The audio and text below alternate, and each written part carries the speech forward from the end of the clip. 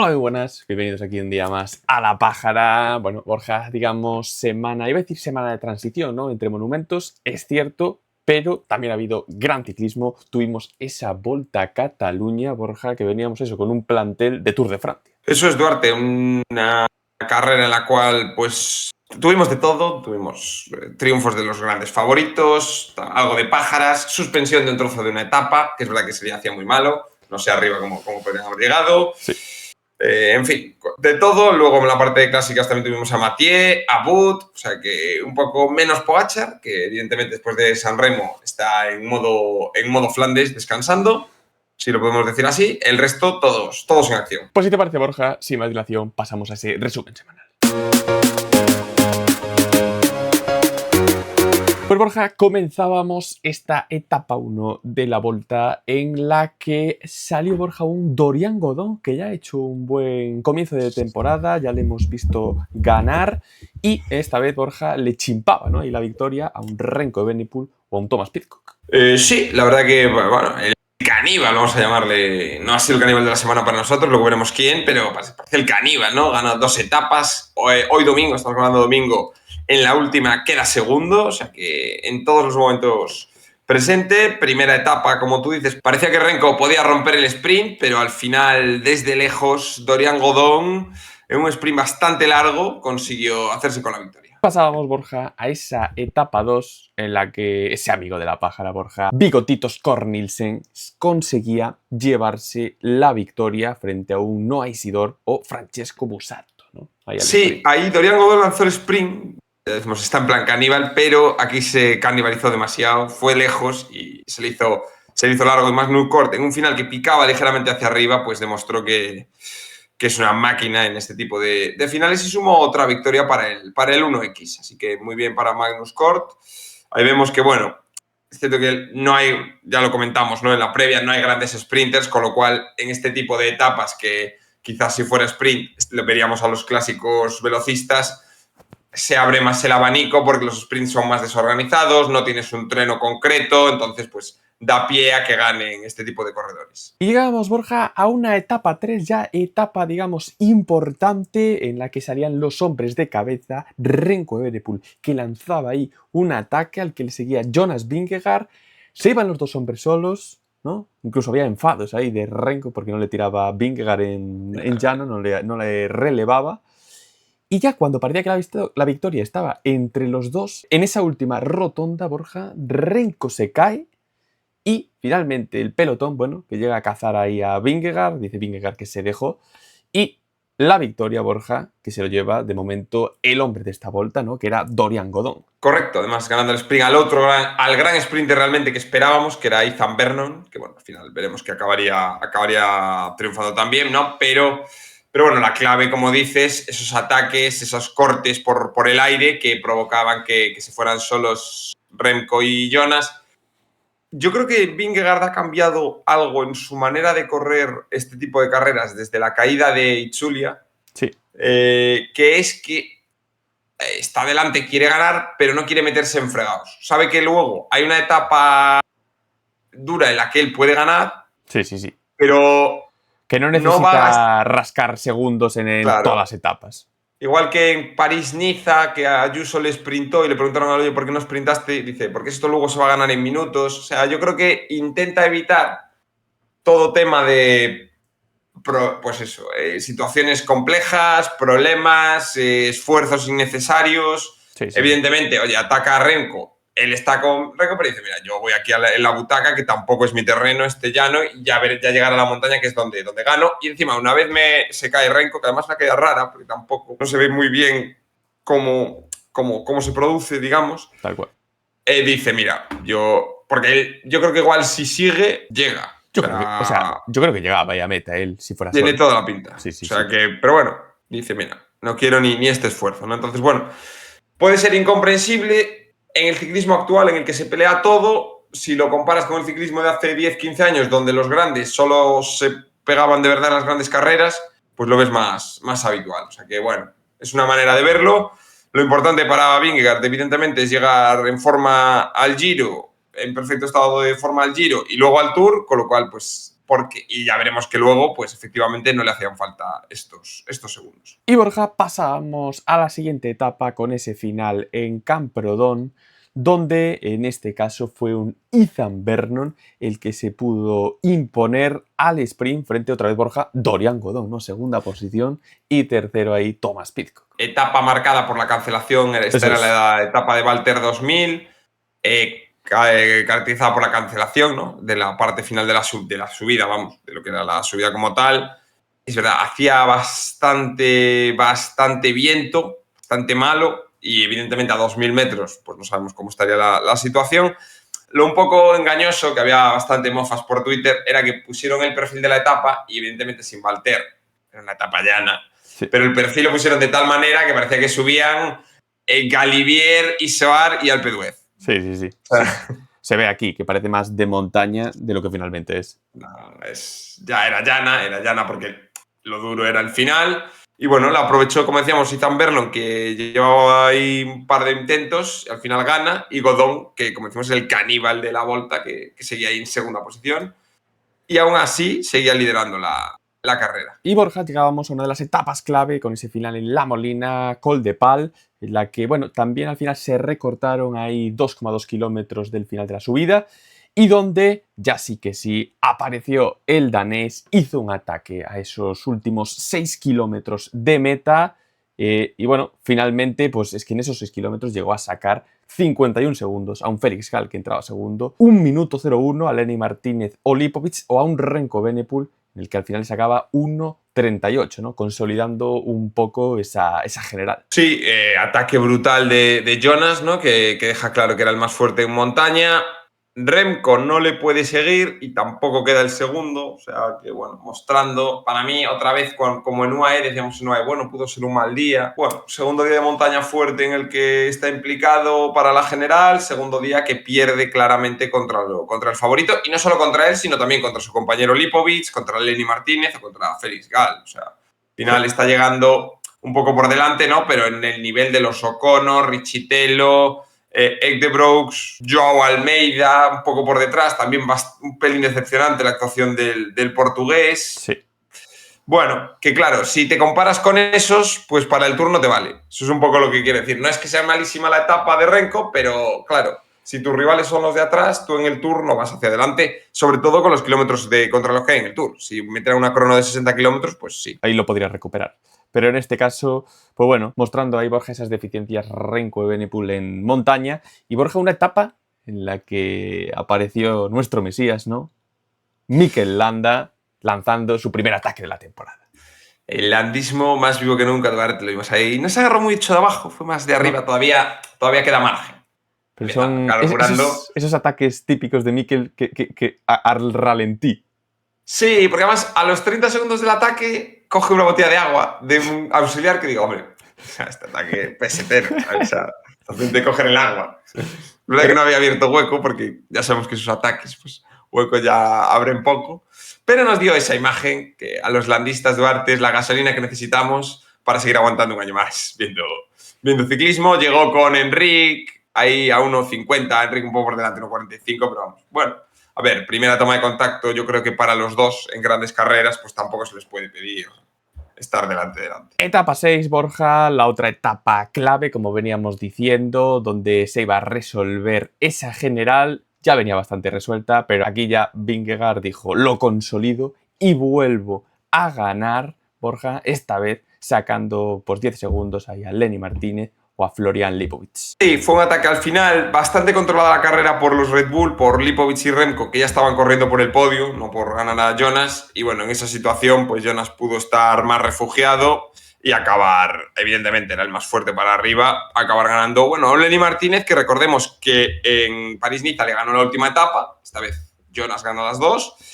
Y también por ahí, por comentar algún nombre no habíamos dicho antes, oye, Valentin Pare-Pentre, del Sudal, que puede ser un poco la baza con Mikel en la montaña para este equipo, que sin ganar, ¿no? Pero lo ha hecho bastante bien esta Volta a Cataluña y ya venía de hacerlo también bien en París-Niza. Así que, bueno, buen inicio de temporada para el francés, que es un nombre que quizás no hemos comentado en estas semanas, pero que está sumando buenos puestos. Tal cual. Y última etapa, Borja, la que vivimos aquí en Barcelona, donde, pues bueno, oye, hubo bastante agitado, ¿no? Ese final. Incluso llegamos a ver, Borja, un Enric Mas lanzando un ataque, intentando luchar por esa victoria de etapa, pero finalmente parecía ahí, otra vez Borja, salía Dorian Godón, ¿no? Renko Evenepoel y el tercer protagonista, Borja, Brady Gilmore del NSN Cycling Team, La cuarta chica Gilmore, Duarte. que Borja consigue finalmente llevarse esa victoria en un día en el que estaba don Andrés Iniesta, Borja, ahí en el coche. Don Andrés, grande Andrés en el coche. Eso, la chica Gilmore del pelotón, Duarte gana en un sprint. A ver, se ha resuelto como suele pasar, ¿no? Parece que por el perfil de la etapa, tantas subidas a Montjuic, parece que nunca va a haber, parece que va a ganar alguien en solitario, pero luego lo cierto es que esas subidas no acaban siendo tan duras, también porque la etapa es corta y demás, como para que el pelotón se rompa totalmente, ¿no? Entonces, lo normal es que llegue un pequeño grupo, que es lo que pasa aquí, grupo de 35 corredores. De hecho, curioso, ¿no? Cerrado por Vingegaard y Henry. Cerrado por Mikel, Ekdebroeks, Vingegaard y Enric. Esos son los 4 de cada. Mikel dijo, no voy a sprintar porque... ¿Para qué? Me da la risa. Entonces, bueno, y oye, triunfó Brady Gilmore, que primera victoria en el World Tour. Viene de haber ganado Duarte el Tour de Taiwán en el 2025. Importante. Cuidado. Ojito. 2 etapas en la Vuelta a Portugal del año pasado. Eso sin ser portugués es importante. Es importante, o sea que bueno, primera etapa en el World Tour para él y veremos si es el inicio de más triunfos, pero muy bien. Ya había quedado tercero este año en la K de Le Mans, por decir un poco así algún resultado últimamente, pero bueno, ahí está. Pues Borja, finalmente esta Volta a Cataluña que quedó con Jonas Vingegaard vencedor, segundo Lenny Martínez a 1.22 y Florian Lipovic tercero a 1.30. En un final en el que Renko acabó quinto, ¿no? Ahí a 2.13. Eso es muy dominada por Jonas Vingegaard, porque al final el día de montaña más fuerte pues sentenció la carrera. Y lo que comentábamos, por parte un poco, comentar gente quizás más decepcionante, Oscar Olni, que yo creo que venía de hacerlo mejor de lo que lo ha hecho aquí, que queda 6 minutos de posición 12. Sí, Joao Almeida, y poco más. que ni aparece. Carlos Rodríguez a 15 minutos, por ejemplo. Joao Almeida, efectivamente, muy, muy hundido. Bueno, hay más nombres señalados que, bueno, la confirmación de que Vingegaard está bien, pues ya la conoció. Y Pidcock, que se tuvo que retirar, ¿no? También ahí sí, se cayó por un monte. Esperemos que se recupere. Bien. Sí, dice no tenía mucho. O sea, lo mejor fue que nadie le vio caer, entonces menos mal que tenía la radio, porque dice, me hubiera quedado. O sea, es que no podía. Estaba como tirado por un monte, que él estaba relativamente bien, pero claro, para salir de ahí no era tan fácil. Sí. O sea, que menos mal que gracias a la radio pudo dar aviso de dónde estaba. Y bueno, y el mejor español, Borja, ¿quién iba a ser sino Mikel Landa y el número 15 a 6.32? El landismo sí que vivo, Duarte. Y pasamos, Borja, ahora a esas clásicas y comenzamos con esa E3 donde, Borja, si hay un nombre y se llama Mathieu van der Poel, pues bueno, es un hombre a tener en cuenta para la victoria y en este caso la consiguió. Ataque ahí a 50 de meta. Ojito que se le peligraba ahí en ese tramo final. Pero, bueno, una descoordinación, ¿no? En ese grupo hizo que finalmente el neerlandés se pudiera hacer con esa victoria y a beber, no sé si viste, ese copazo de cerveza que le dieron. Invitó además, a un paisano a compartir esa copa, ese copazo de cerveza que era infernal para beber uno solo. Además, después del ciclismo, hay algunos que lo beben solo y dices, cuidado, que no has comido nada, llevas sin comer 7 horas. Pega duro. Cuidado. Y bueno, si a ti te cuentan así el resumen, ¿no? Dices, no, pues efectivamente, ¿no? Ataque a 50 de meta y gana. 70 kilómetros escapado, o sea, lo ves así el flash y dices, oye, tremendo. Increíble. Es verdad que tiene la amiga de que empezó a estar fundido y por detrás la cagan los otros. O sea, lo tienen cazado, tira tú que me da la risa, uno por otro. Hagenes, que era el más rápido, no quería tirar. Florian Vermees, que decía, no, yo no le cojo. Por tontería de vigilarse, al final se quedaron sin victoria. Es que por eso luego es tan difícil en el ciclismo resolver, porque al final encima siendo tan pocos, porque yo creo que si fuera un grupo más grande, que de hecho ahora hablaremos de Gante, es más fácil que le cacen. Como si fuera un grupo de 10 o así. Porque Sí. en un grupo de 10, primero, habría algún equipo con 2 corredores, que eso ya hace que le hubieran cogido seguro. Y luego, por tema podio, puntos, etcétera, quieres cogerle porque no te importa mucho, ¿no? Vale, pues no gano, pero quedó top 5. Sí, sí, sí. Aquí el problema es que sabías que el que hiciera ese sprint final a uno de meta no gana. Estaba fundido, sí, sí, sí. No gana. O sea, queda Sí. podio. Es verdad que encima van 4, con lo cual dirías, encima no ni quedó podio, o sea, sprint y quedó el cuarto. Sí, sí, sí. Y al Sí. final lo que pasa muchas veces, ¿no? Que la solución no colaborativa es la que se impone. Y un Mathieu que, claro, como tú vas solo, tú tienes que tirar a fuego, pues en cuanto vio encima que iba reventado, pero vio que habría 10 metros más, dijo, a mí no me cazan. Es mi Y oportunidad. se vuelve a hacer con la carrera, que bueno, creo que ya tiene 3, efectivamente. Y bueno, el récord es Bonen con 5, así que bueno, está a mitad de camino de Bonen, ha igualado a Cancellara. Y por otra parte, Borja, tuvimos, bueno, en el momento que estamos grabando, hoy domingo, esa Gante Bebelgen, Borja, donde, pues oye, nos evocó a un pasado, ¿no? Ahí reciente que nos gustaba mucho, Borja, esas luchas, Van der Poel, Van Aert, se iban los dos solos, nos gustaba verlo, ¿no? Ahí, pero al final, como decías tú, un grupo más amplio consiguió cazar a estos dos, se resolvió al sprint final y Jasper Philipsen se pudo hacer con la victoria. Pues sí, carrera también, ataque de lejos de varios, al final se quedan solos en el último muro Wout van Aert y Mathieu van der Poel, que colaboran los dos, van, bueno, con diferencia sobre el pelotón, pequeña, pero bueno, aguantaban, parecía que iban a ganar. Por detrás se empiezan a medio organizar y el momento clave es cuando atacas a Alex Segaert, el corredor del que hablamos la semana anterior, que estuvo en 17, ganó una de las clásicas, Sí. casi gana la otra y está súper presente, el tío está ultra en forma. Les coge y ahí ya dudas, porque ven que llega, igual hay un par de relevos que no se hacen bien. Con esto, por detrás, ven cerca la victoria, se pone Pipo Gana en plan locomotora y les caza. O sea, fue una lucha Gana contra los 3 y ganó Gana, como, Sí, suele, como suele pasar. Que es verdad, por otro lado, que todo el trabajo que hizo, luego Sam Watson, que se supone que era la baza de Ineos, queda el 17. O sea que Sí, sí, de al poco, final de el que poco les sirvió. caza no sirvió para nada. Pero bueno, sí que estuvo muy emocionante, ¿no? Porque hasta el último kilómetro no se sabía si iban a llegar o no. Y al final un sprint bastante desordenado, porque sprintaron casi por 3 líneas diferentes a lo largo de toda la carretera. Sí. Jasper tuvo un poco más de potencia que Andresen y que Laporte y se pudo hacer con la victoria. Y bueno, con todo esto, a Mathieu, que por H o por B es la clásica que le falta. No la tiene, ha quedado segundo un año contra Pedersen. Evidentemente es la más difícil porque es la más probable que se llegue al sprint, pero bueno, es decir que su Tiene que pequeña seguir ahí. kriptonita es la Gante. Tiene que seguir ahí luchando. Por nada, hasta aquí este resumen semanal. Sin más dilación, Borja, vamos a pasar a esos premios.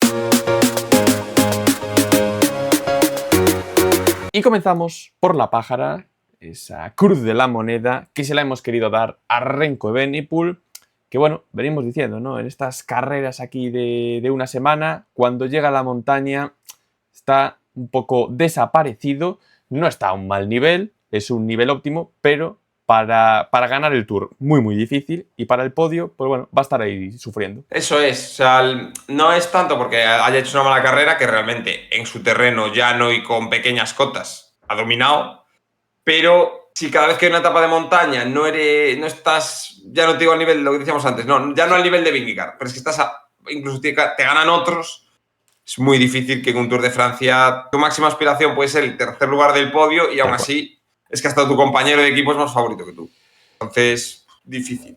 Así que, bueno, veremos a ver la temporada, ¿no? Cómo va mejorando Remco. Sí, se empecina mucho en estas carreras y es verdad que hay gente que lo comenta que, yo qué sé, con su cuerpo París-Roubaix es difícil, pero Remco en estas clásicas medio de pavé, pero que no es tan duro. Sí, le mete un cohete, ritmo o sea, de los suyos criminales, saca la moto y... Remco hoy en la Gante, como hubiera estado con Van Aert y Van der Poel, no les cogen. Sí, 100%. O sea, no sé. Bueno. Igual tiene que pensar también cambiar un poco el calendario y ganar otras cosas. Pero bueno. Pasamos, Borja, al Bala, que le hemos querido dejar esta vez sí desierto, porque es que tampoco... O sea, la mejor posición es eso, Mikel Landa, el número 15. Mal el equipo, corredores españoles estamos pasando Semana porque Ayuso, tranquila. es que Ayuso prácticamente, pero llevamos ahí un par, 3 semanas que no aparece, o sea, ya no digo ganar, pero por lo menos aparecer, o sea, decir, oye, pues este nombre, porque tal. Sí, sí, sí. Mal. Y por último, el caníbal, que no se le puede dar a otro, que a Jonas Vingegaard, Borja, gana esta Vuelta a Cataluña, viene con un nivel muy, muy bueno. Dice que no se está al tope, bueno, puede ser, Bueno, bien. pero tiene que estar muy, muy cerca. Gana París-Niza, gana esta Vuelta a Cataluña y, bueno, para mí, Borja, o sea, firme candidato a llevarse ese Giro de Italia. Ya, yo creo que una caída o algo así es lo único que le puede hacer que no se la lleve finalmente. Sí. O sea, en condiciones normales claramente ha demostrado que vamos, es infinitamente superior a todo el mundo. Un Almeida al que le podíamos haber también dado la pájara porque ni apareció. Sí. O sea, está a años luz del resto. Y Borja, pasamos a las carreras que nos depararán esta Semana Santa, ¿no, Borja? Vamos a tener ciclismo y sobre todo ese domingo de resurrección, donde viviremos el segundo monumento de la temporada, ese Tour de Flandes, una nueva lucha entre Pogačar y Mathieu Van Der Poel, Borja. Coméntanos un poquito, lo conocemos, pero bueno, como siempre, queremos recordaros que tenéis el vídeo que hicimos el año pasado contando la historia de este monumento con todos sus vencedores, la carrera del año pasado también comentada, así que os dejaremos por aquí el vídeo en el link. Bueno, Duarte, un Tour de Flandes que realmente pues ya sabemos cómo funciona estos últimos años. Es muy duro, mucho más duro que cuando tenían antes el otro recorrido, menos lugar a la táctica. No lo van... Para el espectador quizás lo otro daba más variedad, para la organización no se va a cambiar porque al final, si lo pensamos, el encadenado viejo Quaremont-Paterberg, que pasan varias veces, permite instalar las zonas VIP, que esos personas que están viendo las zonas VIP puedan prepasar a los ciclistas varias veces, o sea que realmente les es muy, muy rentable. Lo que provoca, lo decía Mati el otro día, que el final es el menos épico de las clásicas, porque al final San Remo, acabas en la vía San Remo, súper conocida, París-Roubaix, en el velódromo, y después del Paterberg son 10 kilómetros llanos y acabas así en una recta larga en Oudenarde que tampoco... Sí, que no tiene tanta epicidad.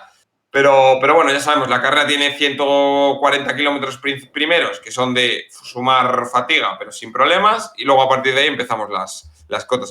Subimos viejo Quaremont, luego ya damos otra vuelta larga. Y sí que a partir de seguramente la primera pasada por el circuito, que es en el 210, pues ahí es cuando ya puedes, hasta ahí, fugas, a partir de ahí, orejas tiesas porque puede haber ataques en cualquier momento.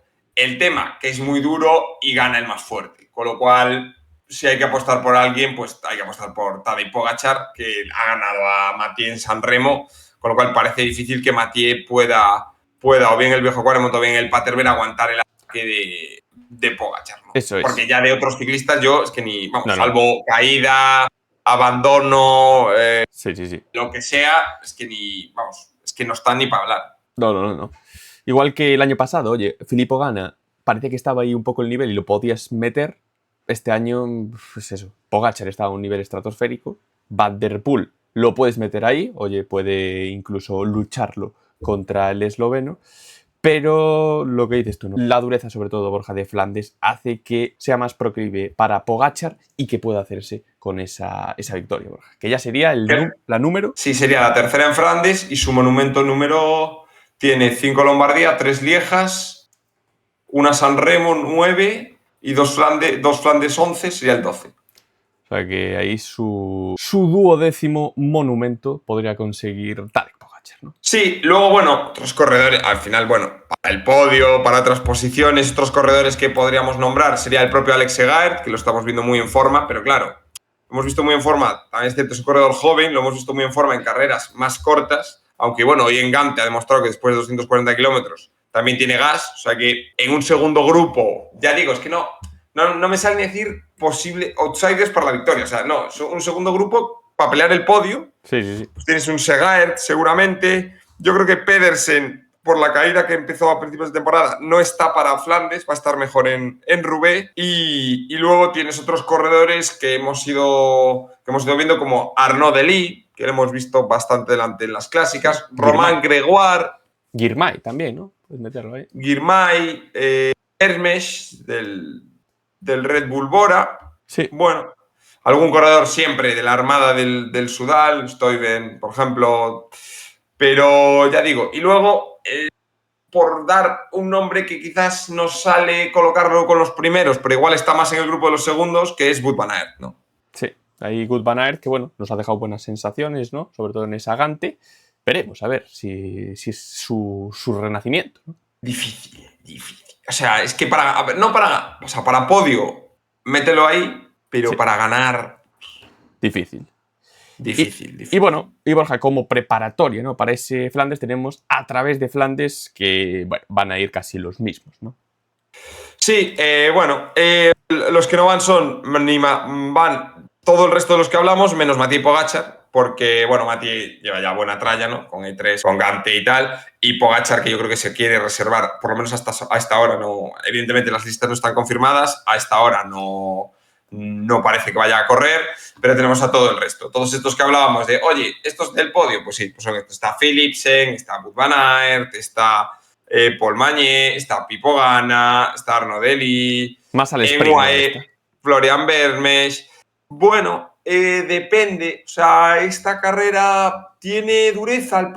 Es verdad que la dureza se acaba, entre comillas, pronto. O sea, no es una dureza al final de la carrera. Tienes la última cota, es como a 30 de meta Nokere. También sube el Nokereberg, que sube la Nokere Corse, que son 72 metros al 4. Lo más duro está como a 50 de meta, entonces, claro, si se ponen locos, es un poco como la Gante, que puede que no llegue al sprint. Si la carrera no rompe, un sprint de 10, 15, puede sacar. Es posible. O sea que, bueno, veremos. El año pasado, por ejemplo, Duarte, fue la carrera de los Visma. Hombre, sí. David contra Goliat, ¿no, Borja? En la que finalmente Nelson Pauls del EF había conseguido llevarse la victoria, ¿no? Contra Eso es, ahí rompieron la carrera los Visma, con lo cual no hubo ni cerca de... Vamos, no es que no hubiera sprint, es que no hubo ni grupo. Hubo el grupillo de los primeros y luego fueron llegando poco a poco. Depende, pero bueno, evidentemente no es tan dura como el Tour de Flandes, con lo cual gente rápida tipo Delis, que puede pasar cotas, pues puede estar delante y puede intentar ganar. Y bueno, Borja, como carreras más secundarias, pues vamos a tener, Borja, ese Gran Premio Miguel Indurain, ¿no? Esto, bueno, ya más perfil montañoso, ¿no? Aquí. Sí, se corre el sábado siempre se corre justo antes de Flandes siempre. Eso le resta, yo creo que no participación, porque van otro tipo de corredores, pero sí eco mediático, ¿no? Nos centramos todos en Flandes y casi nos hablamos del Gran Premio de casa, el Gran Premio Miguel Indurain, pero siempre es una carrera muy entretenida porque... También, como corre a la vez que Flandes, mucho corredor que luego la semana que viene corre Itzulia viene ya aquí, suele ser para punchers, hay ataques, es relativamente fácil intentar llegar solo o en un grupito de 2-3, con lo cual, bueno, carrera siempre por los alrededores de Estella en Navarra y, oye, aquí los españoles deberían de luchar e intentar suceder a Tibones en el podio de vencedores. Y ya, Borja, también, para ya muy cafeteros, ¿no? Esta carrera... la París-Camembert.